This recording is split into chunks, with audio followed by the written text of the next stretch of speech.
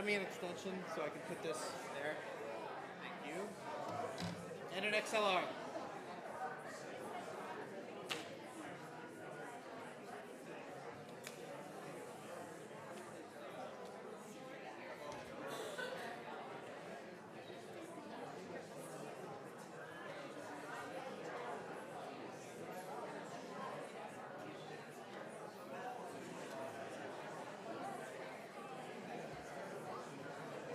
Check 1, 2, more levels for 1 Paul LaRue.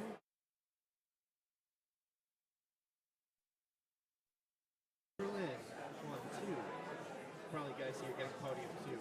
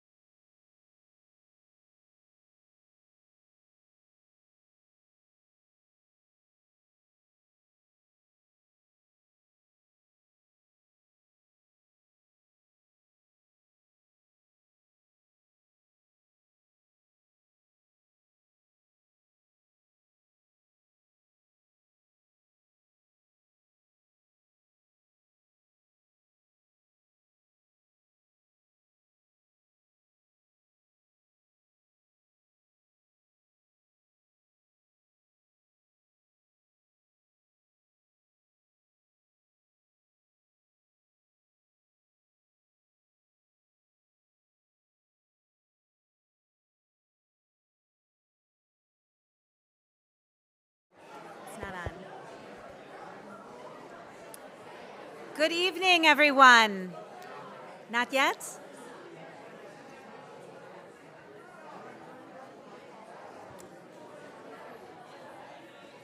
this better?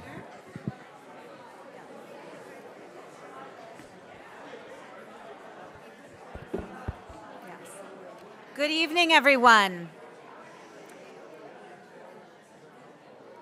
Erev Tov.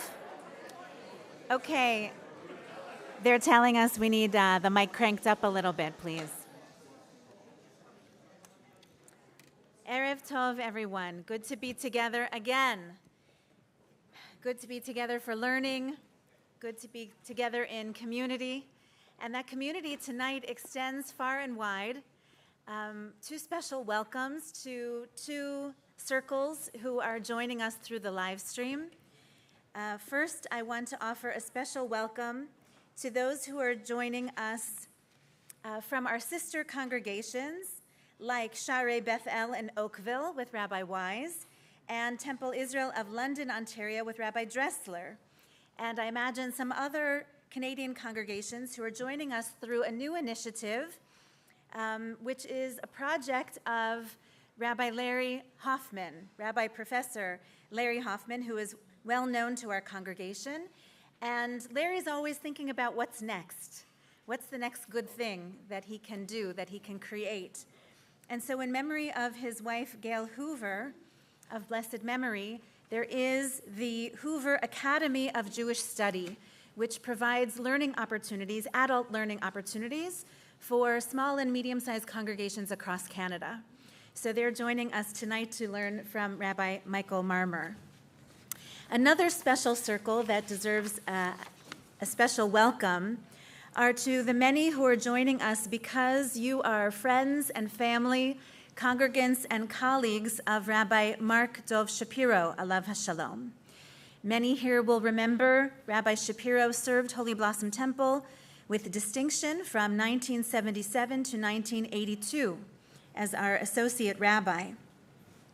So we dedicate this learning to him tonight, and to share some memories of him, we'll hear first from his longtime friend, his lifelong study partner and classmate, Rabbi Norman Cohen.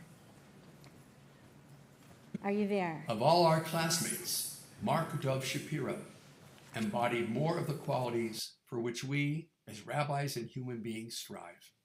He was a serious and successful student with a scholarly approach and remarkable humility, and a great sense of humor. During our year in Israel, Mark was in the most proficient Hebrew class, but never once did he express even a tiny bit of hubris. With all his accomplishments, he never bragged or sought the spotlight. Not an ounce of that in him. Watching him, it all seemed so effortless and natural. As students in Cincinnati, soon after we returned from our year in Israel, during the Yom Kippur War, we spent a day on the University of Cincinnati campus at the demonstrations that were part and parcel of college life in that era. He spent so much time preparing, anticipating questions and challenges that might come our way, and putting together arguments and defenses. He was always prepared for anything and everything. The year after we retired, he and I and Marcia and Andrea attended high holiday services together, the four of us, now for the first time, Jews in the pews. We enjoyed sitting out there, and he appeared as relaxed as I ever recall seeing him, but also quite internally focused on the service, the sermon, the music, the majestic feelings of prayer on the days of awe. He could do both without effort. On the ride home, he offered a kind but thoughtful critique. That was his way. He was always working on scholarly research, looking for another project, in addition to everything on his full rabbinic plate. He set the highest of bars.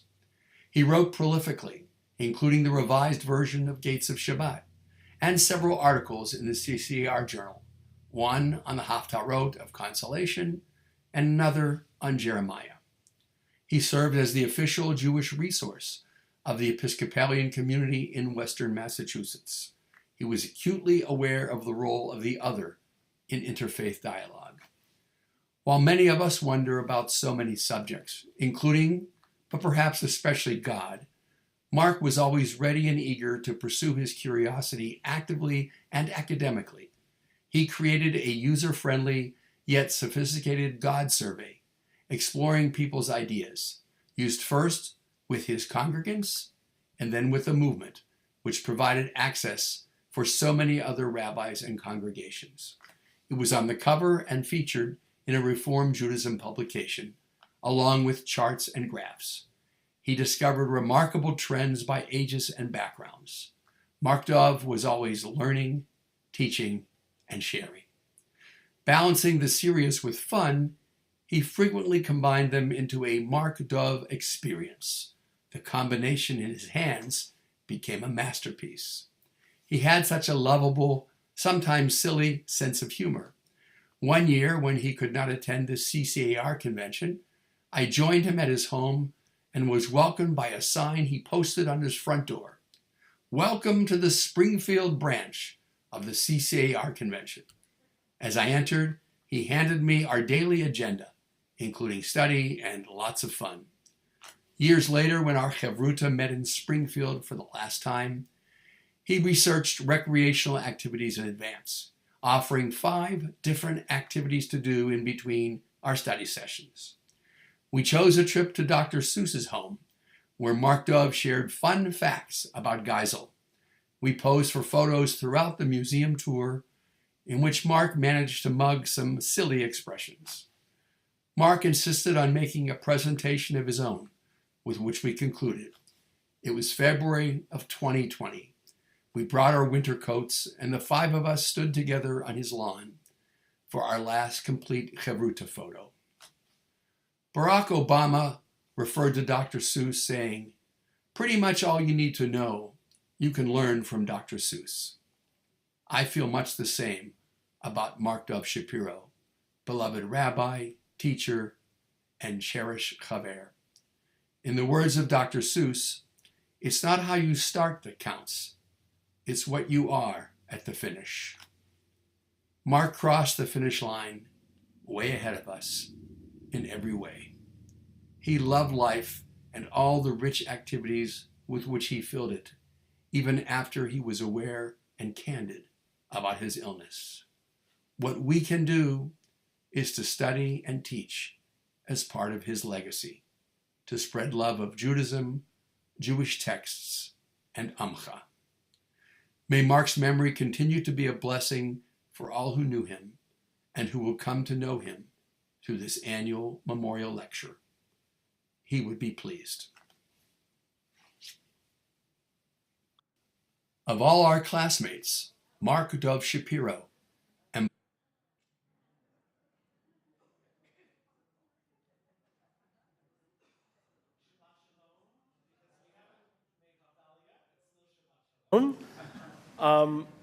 there are literally generations of rabbis who arrive in Jerusalem for their first chance to learn, to become these clay kodesh, these sacred vessels, and they arrive at the Jerusalem campus, and without fail, they shortly afterwards encounter Rabbi Dr. Michael Marmur.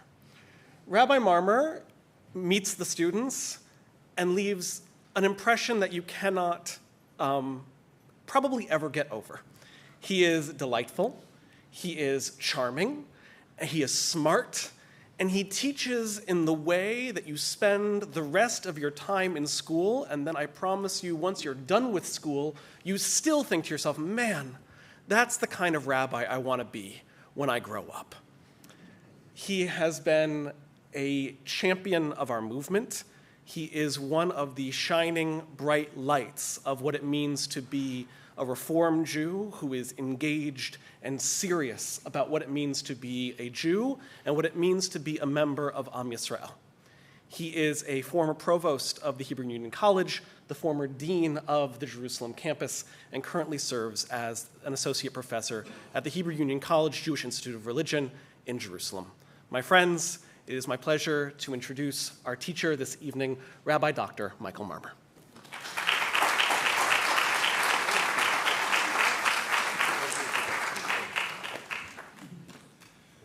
Hi, everyone. Thanks for that lovely introduction.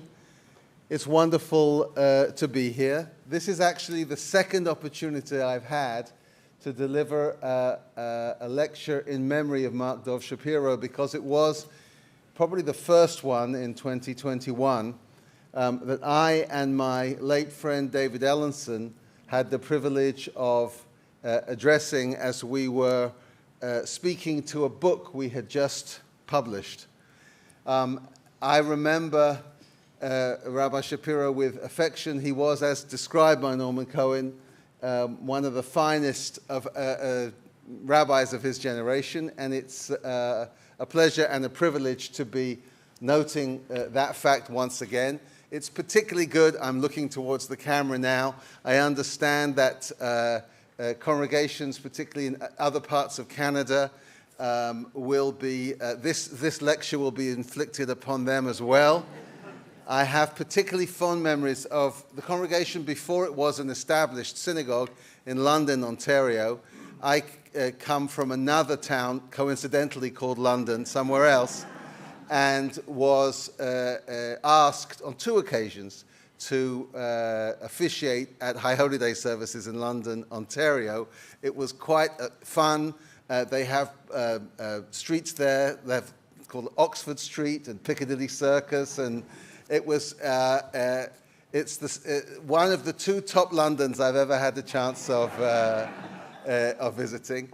Anyway, it's a pleasure to be here and to be doing this with you.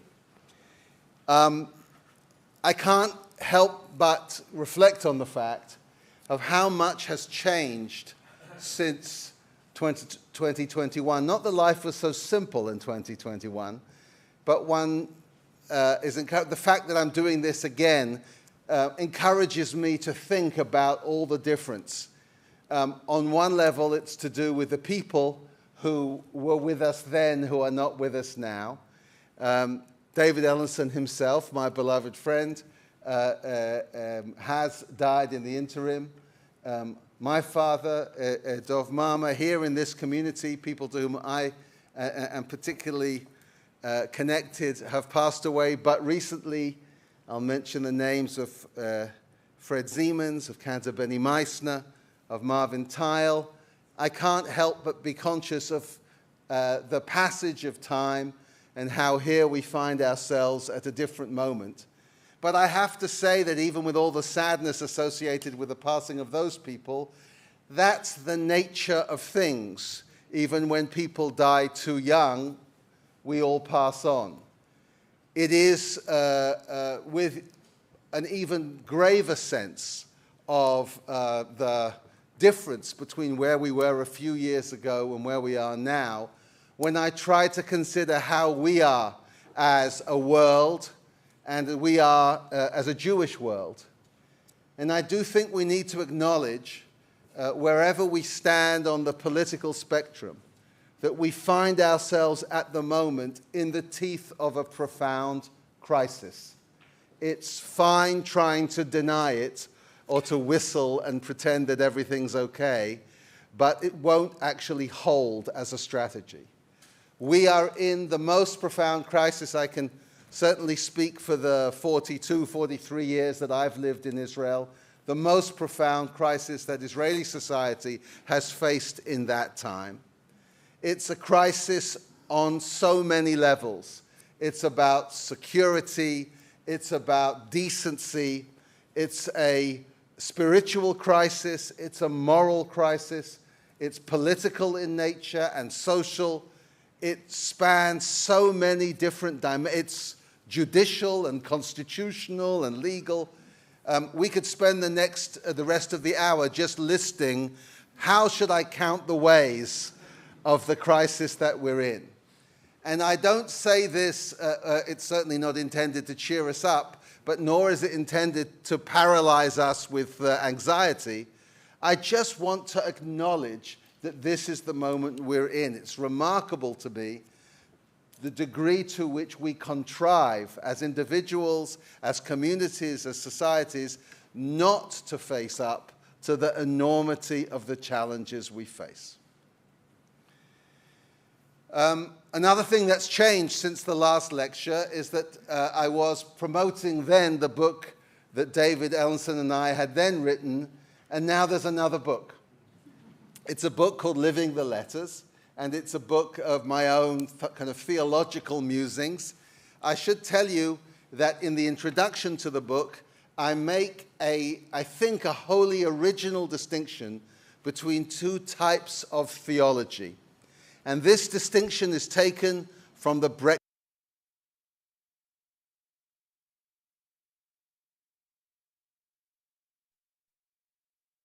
theology. Smooth theology spreads evenly. It's designed to answer all the troubling questions that you could think of, and it goes right up to the edge of the crust.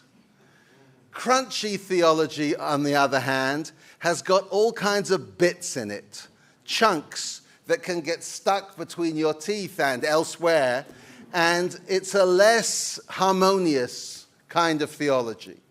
I give examples of smooth theology from across the ages, and I say this is a kind of theology of which I am not capable or interested in providing. That what I have to say is necessarily crunchy. It's full of quotes, quotations and citations. It's full of sources. It's full of ideas. I hope they're not half-baked, but they're not always fully formed. I would certainly say that. The book itself has a crunchy structure. I adopt the rubric of the Hebrew alphabet, which some of us had a chance to think about together earlier today, and offer, after an introduction, 22 chapters, each of which has as its title a word or a term in Hebrew beginning in order with the letters of the Hebrew alphabet. And I end the book, I promise there's no spoilers, there's still worth reading it, but I end the book by channeling a remarkable mystical, Kabbalistic tradition, according to which, apart from the 22 explicit letters of the Hebrew alphabet, there is a 23rd letter yet to be revealed. I don't reveal it, sorry, but because I don't know what it is. But I use the idea of the unrevealed letter, the unexpressed, the unknown, as a way of thinking about what might come next in at least in my personal Jewish agenda, and perhaps in a wider Jewish agenda as well. I was in prison when I decided to write the book. I should explain that sentence, perhaps. It was the early 1990s, and I was serving as perhaps Israel's least significant soldier in recorded history, a military policeman stationed at Megiddo jail. The prison was then serving as a detention center for Palestinians who had been detained in Jenin, neighboring villages, and other locations on the West Bank. Now, location of famous battles from 3,500 years ago right up to the First World War, Megiddo as a site is also known as Armageddon. In search of distraction, it was hot, it was the summer. I had brought with me a copy of a book recently published by Eugene Borowitz, the greatest of our Reformed theologians, certainly in the latter part of the 20th century. His book, Renewing the Covenant. I spent my free hours reading this important work on the possibilities for Jewish commitment in a non-Orthodox context, what Borowitz described as a post-liberal theory of Jewish duty. Borowitz asks the question, I'm paraphrasing, if you're an Orthodox Jew, you have a story you tell yourself about what you're committed to. Whether you actually live out all of your commitments to the letter, that's details. But you have an overwhelming narrative. God has intimated God's will through the written and the oral Torah. You are instructed to fulfill that will. There's an instruction manual. If you are a secular Jew who eschews any such faith commitments, you may have a very well-developed sense of duty, but it won't play out in the language of Jewish religious commitment. But if you are, like Borowitz was, and like I am, a liberal Jew, you have to struggle with the question of what binds you. To what are you actually committed? I read the book in the synagogue of the Megiddo jail, less for its air of spiritual uplift than for the air conditioner, which was very strong in the synagogue, as I recall. So the question that we're going to look at for the next few minutes is, what am I, what are we, living in a world of extremes, living at a time when Armageddon seems considerably closer than it did those decades ago? To what are we committed? Among the many possible answers that could be given to this question, I'm going to glean a few from the chunks to be found within my book, and I'm going to mention certain commitments, amongst them decency, Torah, tradition, and ritual practice. And then, if time allows, and if we've got the energy, I'm going to suggest an idea, a concept, which I try to develop in the book, for a sort of language of Jewish commitment that might work for liberal Jews. Let's start with decency. The word for decency in Hebrew is haginut or hognut, and it comes from a root which the basic meaning of which is a weight or an anchor. To be hagun, to be decent, in the book I give more examples than you could possibly want of how this concept is teased out in the rabbinic imagination. But the word to this day in modern Hebrew, if you buy fair trade coffee, it's called sachar hogen. That's the same word, right? If a child is complaining that their sibling, I'm sure this doesn't happen in Canada, but if a child is complaining that their sibling has mistreated them or cheated with the rules, they'll say, "Ze lo hogen," it's not fair. What's interesting to me in this term, which can be translated as decency, is that it has at its root in the Hebrew iteration the notion of something that is weighed down, that is anchored.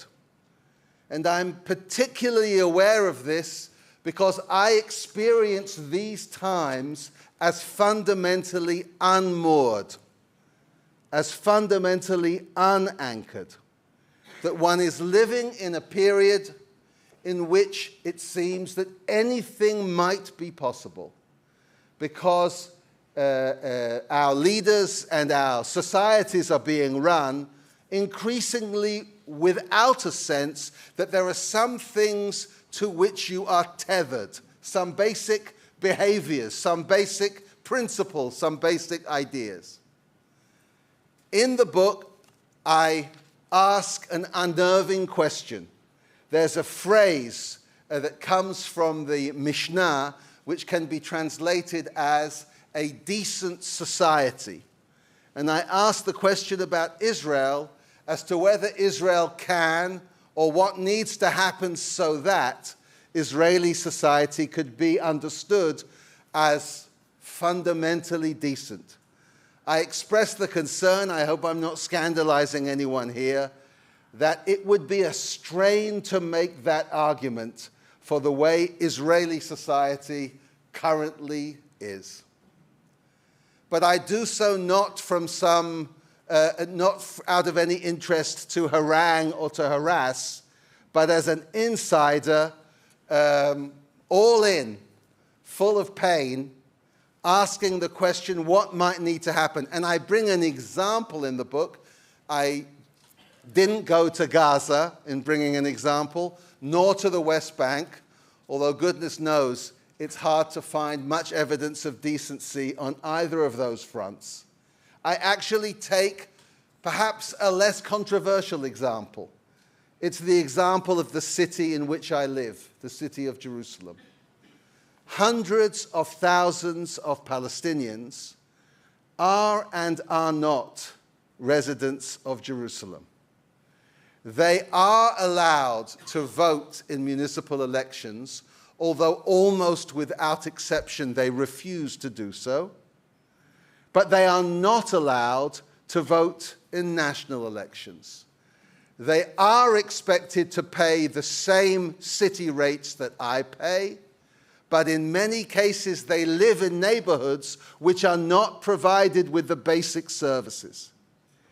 That's not decent.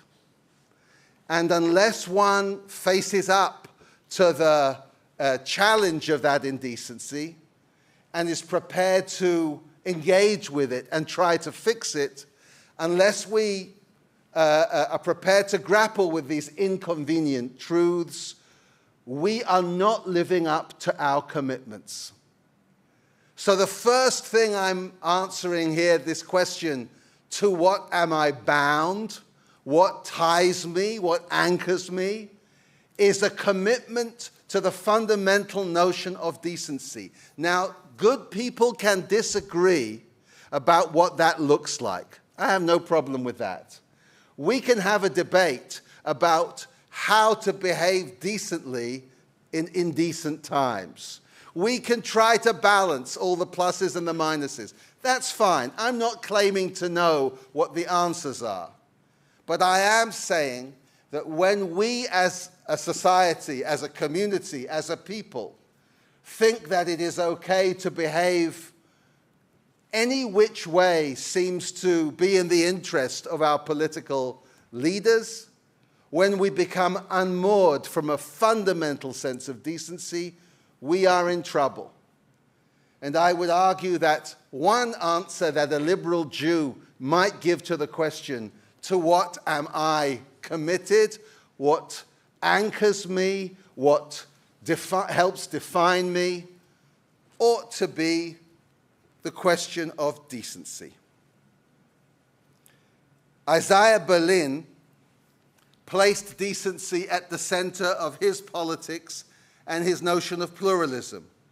In a conversation held towards the end of his life, Berlin uttered these words. I would like to do an Isaiah Berlin impersonation for you, but I will not. If you ask why we believe in human rights, I can say because that is the only decent, even tolerable way human beings can live with each other. And if you ask what is decent, I can say that it is the only kind of life which we think that humans should follow if they are not to destroy each other. He then goes on to admit, these are general truths, but this does not assume something unalterable. I cannot guarantee anything against change.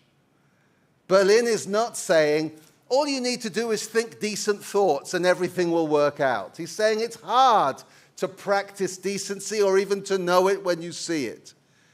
But if you live in an environment in which no attempt seems to be made to find it, you need to raise the alarm. I'll give you one more quote on decency, and then we'll move on to another chunk in this chunky presentation.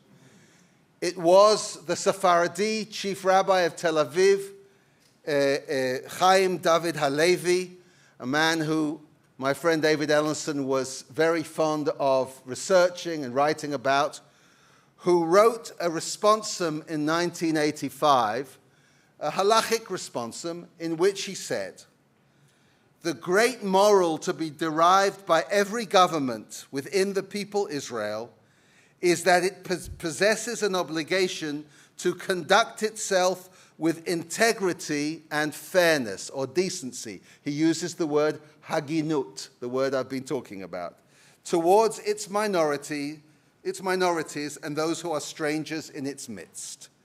In so doing, it will sanctify the name of heaven and the name of Israel in the world. So what do I feel tied to? Number one, I feel tied to at least a promise of, a striving for decency. Number two, Torah. In the book, I devote a chapter to an image taken from a midrash which has long stayed with me, an ancient midrash about the giving of Torah. You may think, if you've been paying attention during the weekly portion, that you know how the moment of revelation happens. But believe me, there's more than one way of telling that story. And there is a remarkable midrash which describes the physical proportions of the tablets, saying that they were 6 tfachim, 6 handbreadths in length. And then it goes on to, I will give you now an audiovisual illustration. This is a multimedia presentation. So the Midrash says 1/3 of the Torah, of the stones of Torah, were being held by, if one could say such a thing, by God. 1/3 on the other hand, at the other end, were being held by Moses. And there was a demilitarized zone. It's, by the way, I can't help thinking of Michelangelo at this moment and thinking about where that's a creation account on the Sistine Chapel. But it's a similar idea. There's a hand, there's another hand, and there's the thing that stands between it.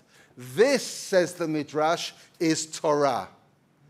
You can't hold God's hand, according to the theology of this Midrash, but you can hold that which God is holding. And so to be engaged in Torah is once again to be involved in a process of tension. If we take the metaphor farther than it should be taken, a particular hobby of mine, we could say this: some people lose any interest in Torah and let go of it, at which point it floats up back to the heavens. Others are so convinced that they know everything there is to know about Torah that they pull too hard and they're left holding a slab of stone. It becomes an inanimate object. It's only, if you want to live in Torah, it means to live in that tension, to feel the pull of the thing that you cannot completely own. In a remarkable extension of the idea, the Midrash gives an alternative reading of the breaking of the tablets. Right? We hear in the Torah that Moses is angry because of the golden calf and he throws them down. No, that's not what happens, says the Midrash. There are a few different versions, but the most consequential one, perhaps, is that Moses overreaches. Moses wants to hold more of the Torah than his third. Maybe he wants to touch God, God's self. And so, in his overreaching, he loses hold of the stones, and they are fractured. They break. A second commitment I want... Oh, thank you so much. I don't plan to be throwing any other pages, but I'll give you a sign, if anything.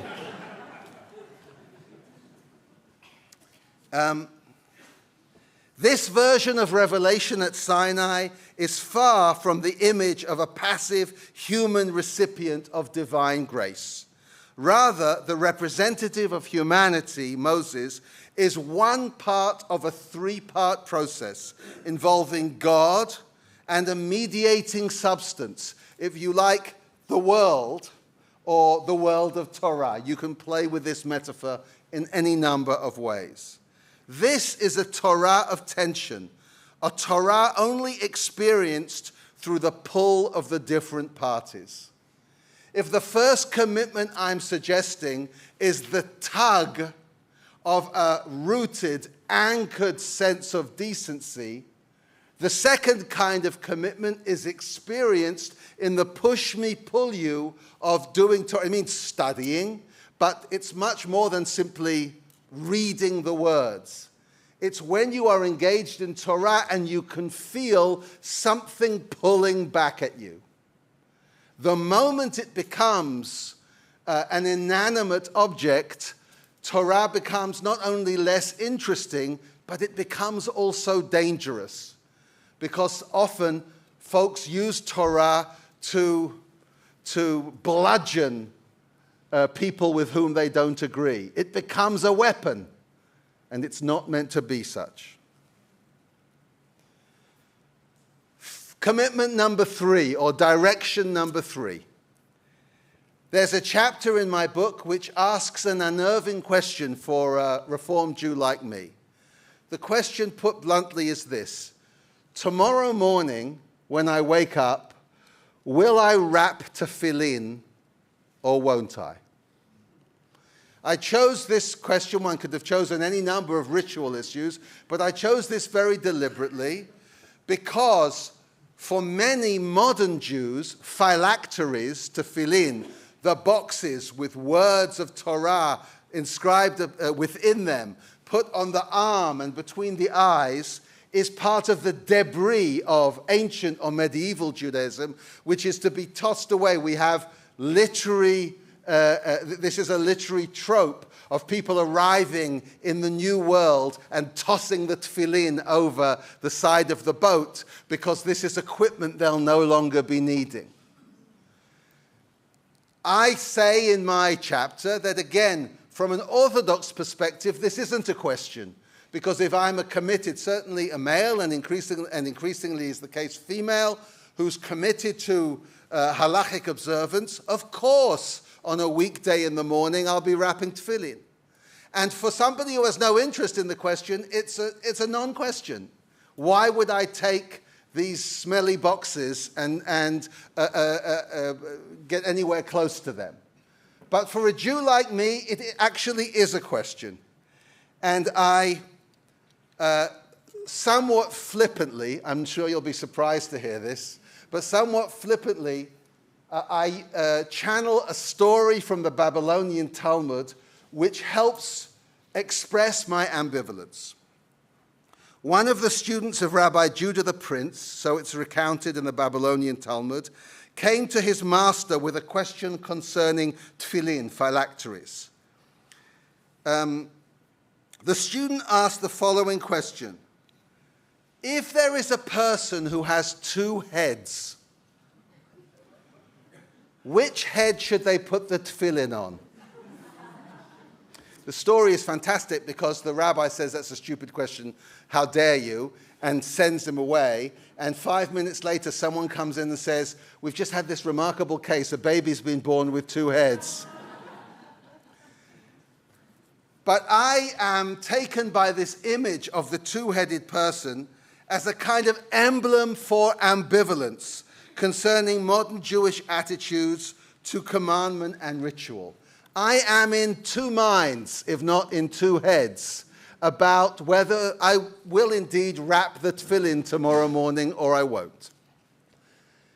If you want a fantastic example of the debate about phylacteries, it's to be found amongst 2 giants of 19th century Judaism, Leopold Zuntz and Abraham Geiger, in the middle of the 19th century. Zuntz publishes an article in which he says, we should not be so quick to throw out rituals such as tefillin. He wasn't an Orthodox Jew, but he didn't think that the rush to radical reform was such a good idea. Abraham Geiger writes him a letter. Again, I could tell you who Zuntz and Geiger were, but we haven't got time for that. Very, very significant figures in the history of modern Judaism. Geiger is dismayed and disappointed that Zuntz thinks it might be a good idea to wrap tefillin on, to wrap yourself with phylacteries. And he gives 3 reasons why it would be a crazy thing to do. The first reason, he says, is that the phylacteries are based on a rabbinic error. That what the Bible says you're meant to do with a tefillin is not what the rabbis interpreted you were meant to do with them. They couldn't possibly mean boxes and leather and wrapping. They just got it wrong. The second reason he gives is that to the extent that this is a practice of ancient Judaism, it is an accretion from other tribes and other cultures, and it is actually a perversion of the pure, pristine Judaism that we ought to follow. And the third reason he gives is yich. I'm translating from the German, but this is, he says, yeah, who would want to do that? In other words, it does not meet our standards for aesthetic behavior. I pursue in this chapter a discussion with two minds. When I do and when I, as a matter of fact, if you want to know, I have to fill in both in my home and in my office. And there are times when I feel that I must and times when I feel that I can't. Luckily, the Hebrew language comes to my rescue. Because the word that is used for putting tefillin on, what we would say to lay tefillin, the word in Hebrew is lahaniach. It means to set them upon you. But lahaniach also means, the same word lahaniach also means to let something go, to put it aside. Every day I say the blessing, lahaniach tefillin, and some days it's by placing it, and some days it's by leaving it alone. Is that a satisfactory answer for an Orthodox Jew? Is it a satisfactory answer for someone who cares nothing for this discussion at all? Of course not. But for a Jew like me, it's an expression of an approach. So far, I've tried to give you 3 examples of things that bind me, very different kinds of things. I feel bound to strive for basic decency. I feel bound, similarly, to strive, to go to my third one, to be rooted in a kind of practice which means tefillin. Famously, Franz Rosenzweig, the great Jewish philosopher, when he was asked if he prayed with tefillin, gave the immortal answer, not yet. By which he meant, I can't currently do this and really mean it. But I want to live a Jewish life in which this is part of my vocabulary. And I've said, thirdly, I said it second in the order, that I feel bound by Torah, committed to living a life of Torah. I want to say one more word which involves an image of binding. The Hebrew word for tradition, let's make this interactive. Can somebody tell me the Hebrew word for tradition? Masoret. Take 5 points and go to the top of the class. Masoret. Masoret is the word we use in Hebrew when Fiddler on the Roof was translated and the opening number, people break out, they sing Masoret, right? That's the word, Masoret. Now let me tell you something about the word Masoret. It's one of those words that appears only once in the Hebrew Bible. The technical term is a hapax legomenon. Gesundheit. And what is peculiar about words such as this is that you really cannot say with any certainty what the word means. So everybody speaks in the name of Masoret, tradition, and everybody claims to know what tradition is. But let me tell you, with as much authority as I can muster, they do not know what they are talking about. In our tradition of interpretation, 3 different interpretations of the word are offered, the root from which the word comes. So one says, which is what most modern Israelis would think, it's from the word to pass, masal. The same word, by the way, in sports, when a ball is rarely in Israeli sports, when a ball is passed from one person to another. Okay? Or the opening Mishnah of Tractate Avot.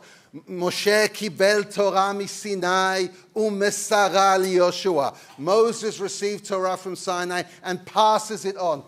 Right? It's a physical act of passing on. Maybe that's what tradition is. It's transmission. But no, another midrash says that's not the root. The root is Yud Samech Resh, which is the word that gives us also suffering. I know lots of people who think that it's only really traditional if it's uncomfortable. That's certainly a view. It's the same word, the same root, which gives us the Hebrew word musar, ethics, morals. That the heart of tradition is actually fundamentally an ethical heart. There is a third reading of this word masoret, offered by Rabbi David Kimchi from the 12th century, where he says you shouldn't read it as masoret, the way it's written in the text, but as ma'asoret. There's an aleph that's gone missing. And the root of it is the same, aleph samech resh means to tie or to bind. A prisoner, by the way, if we go back to the prison in Megiddo, is an asir. That's the same word. In this reading, then, tradition is that to which you are bound and in which you yourself are bound up. I'm trying to paint a picture here of a range of different commitments, and what they have in common is they exert a pull over me. They're not just ideas I'm faintly interested in, but they act upon me, and I am called to act upon them. In the minutes we have left, I want to share an idea that is also to be found in the book in another of the chapters, which aims to offer some kind of a currency or a practice of Jewish commitments in a liberal tenor. It involves going back to the Hebrew Bible and looking at a mechanism of commitment which we have largely overlooked. It's called the neder. The neder. You may occasionally hear, I don't know, depending on which circles it can be translated as the word vow. And you may occasionally hear somebody saying, bli neder. They make a promise and then they immediately say, bli neder. Why? That means, I'm not making a neder, because in the rabbinic imagination, a neder, a vow, is something you need to be very careful about making. What can we say about, what is the neder? I'll try to explain it kind of in the briefest way I know. A neder is a commitment that one makes, which is individual and personal. It's not a group activity. It's something that you're personally committed to. It is not policed externally.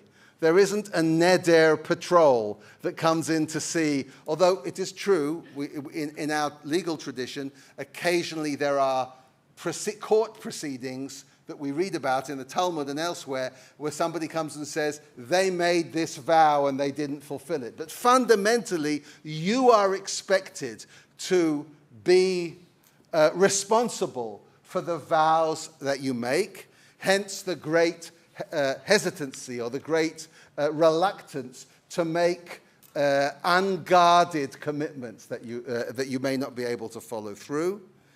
Some of the rabbis even insist that it's preferable never to make, entirely to abstain from swearing.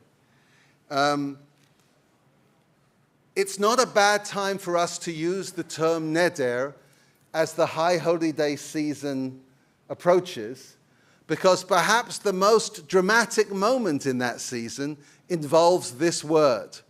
When on the eve of Yom Kippur, a formula, a mysterious formula, full of objectionable ideas, will be at the very at the front, at the heart of what happens on that eve of Yom Kippur. I'm referring to Kol Nidrei, which looks like a kind of get-out-of-jail free card for all the verbal commitments that I might have made. The story of how that formula came to be is fascinating and gripping, but it's not for now. But I want to note that even for people who have not much interest in the imagery and theology of much of Judaism, there is a power associated with us being confronted with our own nedarim, our own vows, our own commitments. In the book, I make a suggestion that we reclaim the neder, and that our communities might be communities of neder makers. What does that mean?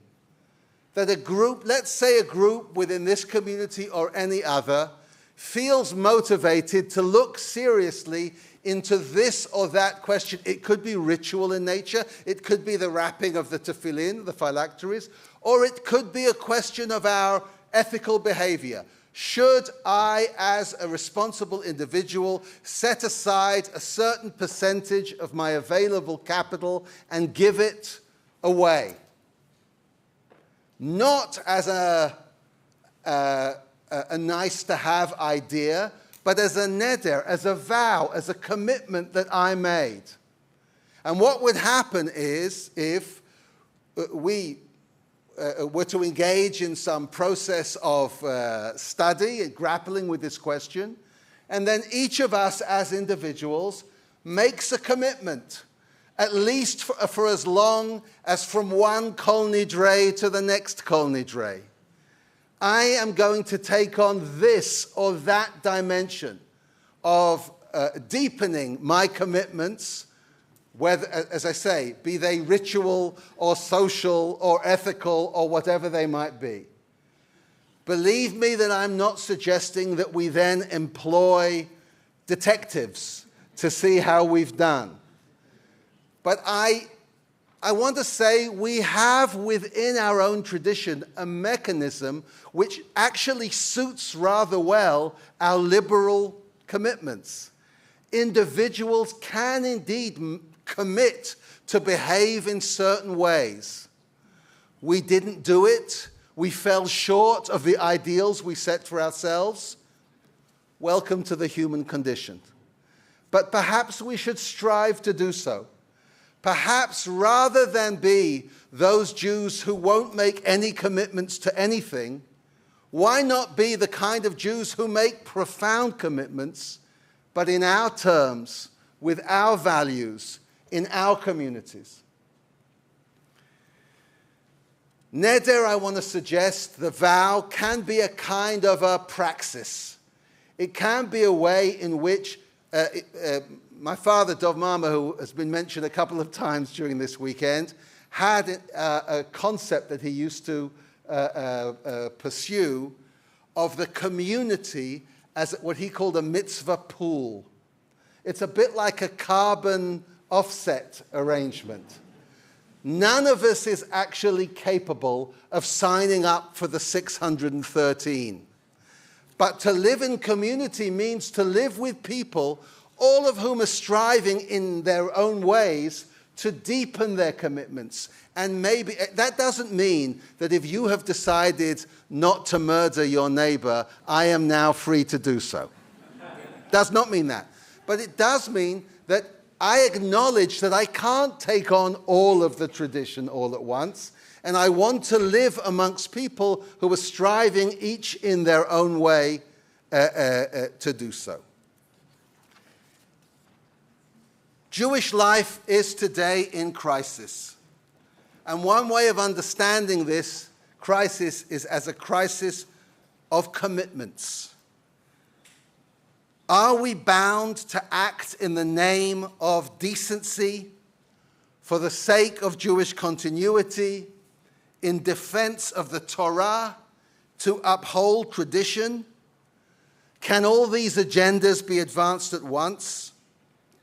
I propose we strive to come up with a kind of praxis of Jewish commitment, one which takes our study seriously, cherishes community, and respects individuality. If you say, as you might, well, don't we already have that as Reformed Jews? We have the principle of informed choice. I'm expressing a degree of skepticism about how informed our choices are, and suggesting we find ways of deepening them and making them more profound. What would every Kol Nidre look like if we came as a community and as individuals to explore how our nedarim, our vows, have fared? I pray that in these tempestuous times, we can stay bound to decency. We can feel the pull of Torah. We can wrap ourselves in ritual to the degree that we wish and we are able. That we sense the bind, the framework that tradition can offer. I pray that we live in two minds, ready sometimes lahaniach, to set something upon us, and sometimes lahaniach, to set it aside. I pray that the project of liberal Judaism can survive and thrive under huge pressure from every conceivable direction. Perspiring close to Armageddon, may we find new ways of furthering our commitments.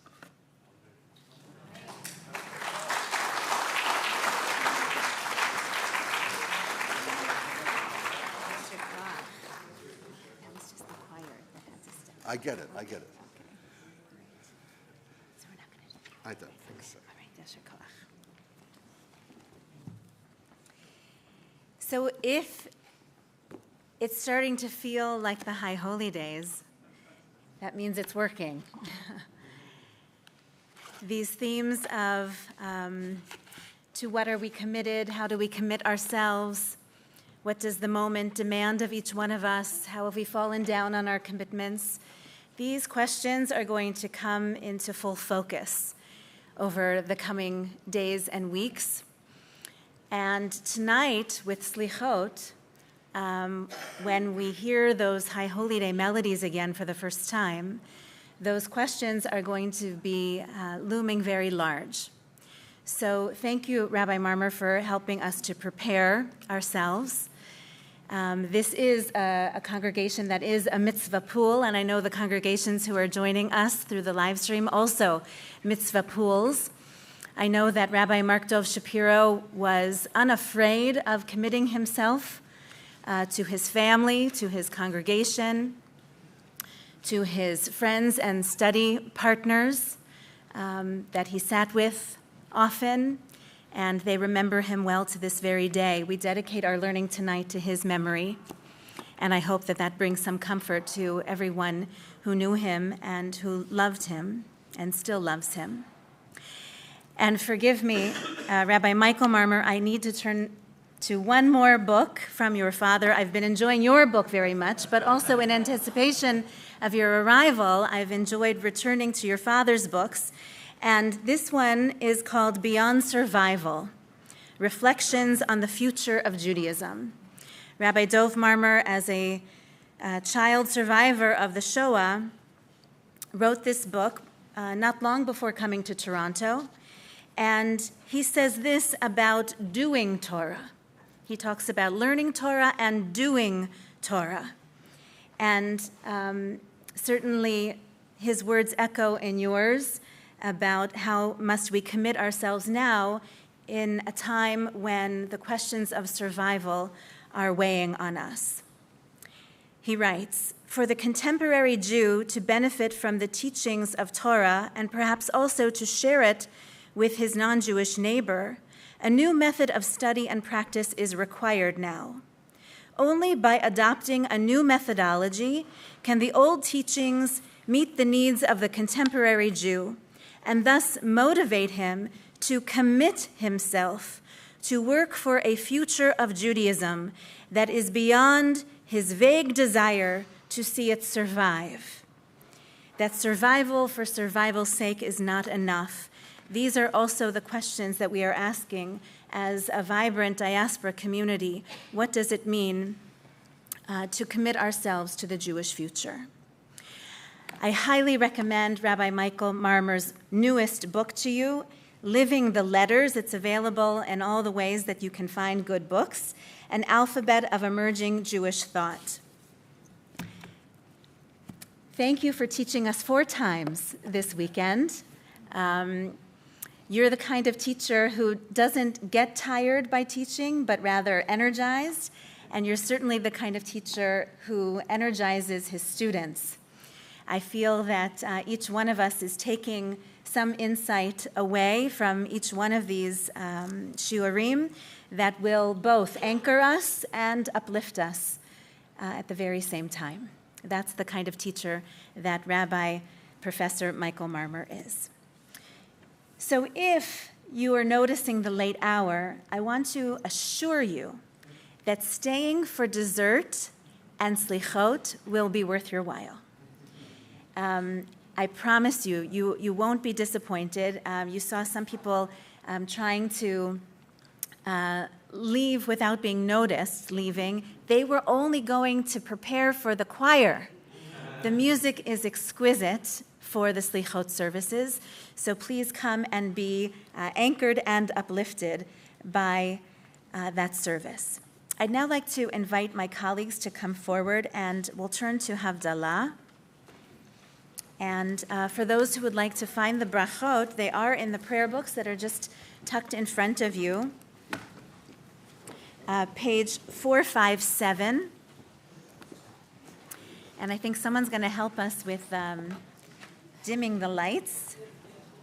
And then after Havdalah, we're going to take 20 minutes or so for dessert, waiting for us in the Schwartz-Reisman atrium. All are welcome. I wish we could send some cookies and coffee through the live stream. But once again, thank you for joining us from near and far. And then we'll join in the main sanctuary for our Slichot service.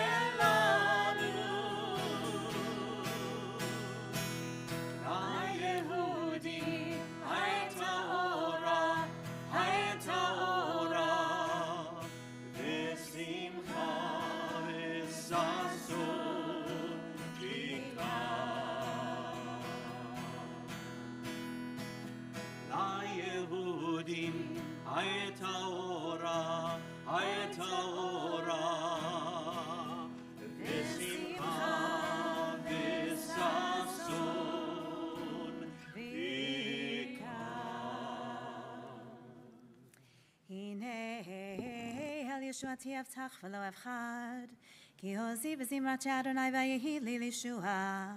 ובשפתם מים בששון, מעייני הישועה, לאדוני הישועה עמך ברכתך סלע. אדוני צבאות עמנו, משכב לנו, אלוהי יעקב סלע. אדוני צבאות, אשרי אדם בוטח בך. אדוני הושיע המלך יעננו ויום קוראנו. ליהודים הייתה אורה ושמחה וששון ויקר, כן תהיה לנו כוס ישועות אשא, ובשם אדוני אקרא. Lai lai ya da da da dai dai, lai ya da da da dai dai, da da dai dai dai dai, lai da da da dai, lai ya da da da dai dai, lai ya da da da dai dai, da da dai dai dai dai, lai da da dai. Baruch atah Adonai Eloheinu melech haolam, borei peri hagafen, borei peri hagafen. Lai ya da da da dai dai, lai ya da da da dai dai, da da dai dai dai dai, lai da da da dai, lai ya da da da dai dai,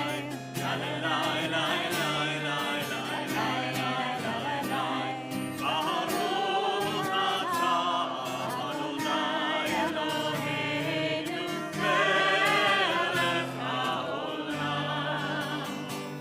borei minei besamim, borei minei besamim.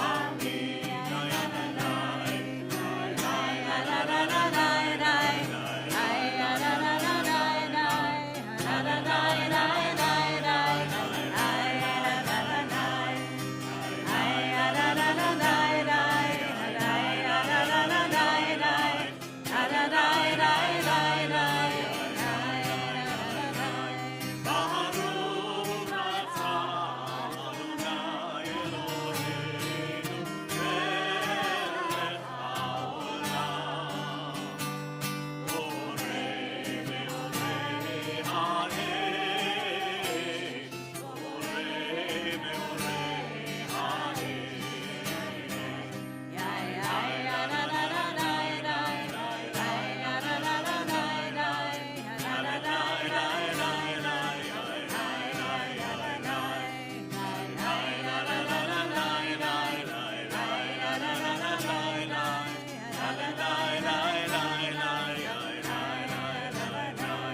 Baruch atah Adonai Eloheinu melech haolam, המבדיל בין קודש לחול, בין אור לחושך,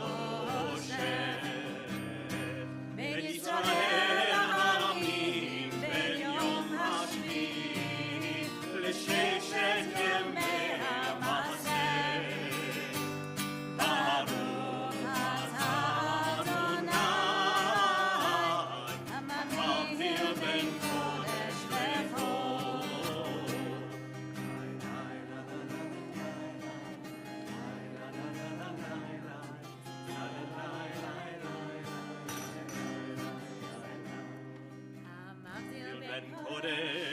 בין קודש לחול, חטאותינו עם החול, זרענו וחושפנו ירבה כחול, וככוכבים בלילה. שבוע טוב, שבוע טוב, שבוע טוב, שבוע טוב, שבוע טוב, שבוע טוב, שבוע טוב, שבוע טוב. A good week, a week of peace, may kindness reign and joy increase. A good week of peace, may gladness reign and joy increase.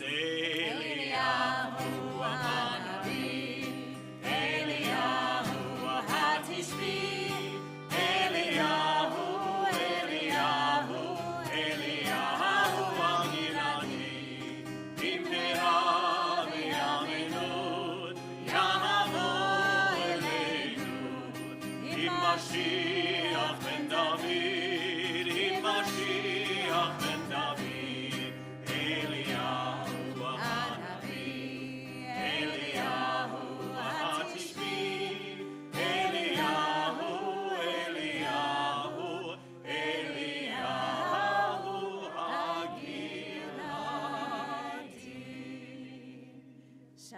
Tov. And Rabbi Marmur, return to Jerusalem in peace, and let it please not be too long before you return to us to teach us again. Shavua Tov, everyone. Dessert is served. Shavua Tov, those who are with us in the live stream. Okay, thank you.